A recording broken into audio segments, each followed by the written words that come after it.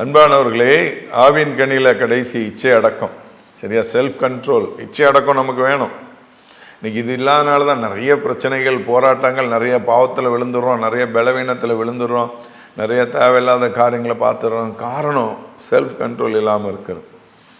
வேதம் சொல்கிறது, பின்னும் பிறனுக்கு உண்டான யாதொன்றையும் இச்சிக்காத. நீங்கள் நிறைய பேருக்கு திருமணம் முடிஞ்சவனோன்னு தான் பிரச்சனை. இன்றைக்கி ஒரு சகோதரன்ட்ட கேட்கும்போது திருமண வாழ்க்கை எப்படா இருக்குது அப்படின்னு கேட்டால் அவர் சொல்கிறாரு, கல்யாணத்துக்கு முன்னாடி என் மனைவி மட்டும்தான் உலக அழகியாக தெரிஞ்சா, இப்போ என் மனைவியை தவிர எல்லாரும் அழகாக தெரிகிறாங்க அப்படிங்கிறார். பாருங்கள், மனிதனுடைய நிலைமை இப்படி தான் இருக்குது. இச்சை அடக்கம் இல்லாத ஒரு வாழ்க்கை, செல்ஃப் கண்ட்ரோல் இல்லாத ஒரு லைஃப்.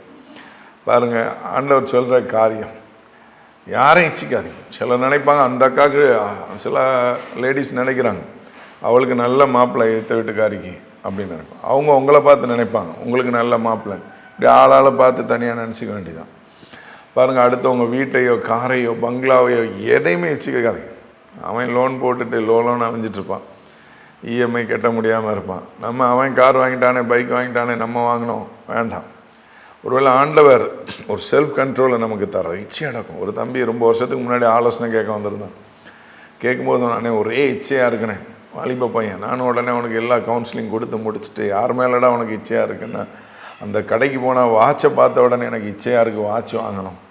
அப்படி நிறைய பேர் இருக்கிறான். ஏசு கிறிஸ்து இதுக்கு என்ன பதில் சொல்கிறார்? உன் கண் இடல் உண்டாக்கினால் பிடுங்கி தூர போட்டுரு, உன் கை இடல் உண்டாக்கினால் வெட்டி தூர போட்டுங்கிறார். கையை பிடுங்கிட்டு கண்ணை பிடுங்கிட்டு போட்டவங்க இருக்க முடியுமா? அப்போ ஆண்டவர் என்ன சொல்கிறாரு? உனக்கு எது இடல் உண்டாக்குதோ, சிம் கார்டு இடல் உண்டாக்குதான், பிடுங்கி தூர போட்டுருங்க. எது உங்களுக்கு இடல் உண்டாக்குதோ வேண்டாம். தம்பி சொன்னான், ஜியோ சிம் வந்ததுலேருந்து பாவம் செய்ய ஆரம்பித்தேன். ஃபஸ்ட்டு அவங்க போடும்போது இலவசமாக போட்டாங்க.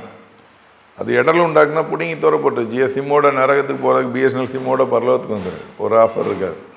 இன்றைக்கி ஆண்டவர் உன் வாழ்க்கையை மாற்ற விரும்புகிறார். வாழ்க்கையை ஆண்டவர் பரிசுத்தப்படுத்த விரும்புகிறார். இன்றைக்கி ஆண்டவர் உன்னை கண்ணோக்கி பார்க்கிறார். ஒரு இச்சை அடக்கத்தை நம்ம ஆண்டவர்கிட்ட கேட்டு போராடி ஜெபித்து, இந்த ஆவியின் கனி 9 எனக்கு தந்துருங்கப்பா. சரியா? ஆவின் வரங்கள் இருந்தால் இன்றைக்கி உலகம் உன்னை மதிக்கும். தீர்க்க தரிசனம் சொல்லிட்டாரு, பிசாசை துரத்திட்டார், எல்லாம் பண்ணிட்டார். ஏசு சொல்கிறார், அக்கிரம செய்காரன் என்னை விட்டு அகன்று போகணும். அப்போ ஆவின் கனி தான் உங்களை பரலோகத்தில் கொண்டு வந்து சேர்க்கும். அதுக்காக வரங்கள் வேண்டான்னு சொல்லலை. வரங்கள் இருந்தால் தான் ஊழியம் செய்ய முடியும், ஆத்மா தான் பண்ண முடியும். ஆனால் கனி இருந்தால் தான் பரலோகத்துக்கு போக முடியும். அதனால் கனிகளை பெற்றுக்கொள்ளுங்க. இன்றைக்கி ஆண்டவர்கிட்ட கேட்போமா, அந்த இச்சை அடக்கத்தை எங்களுக்கு தாங்கன்னு.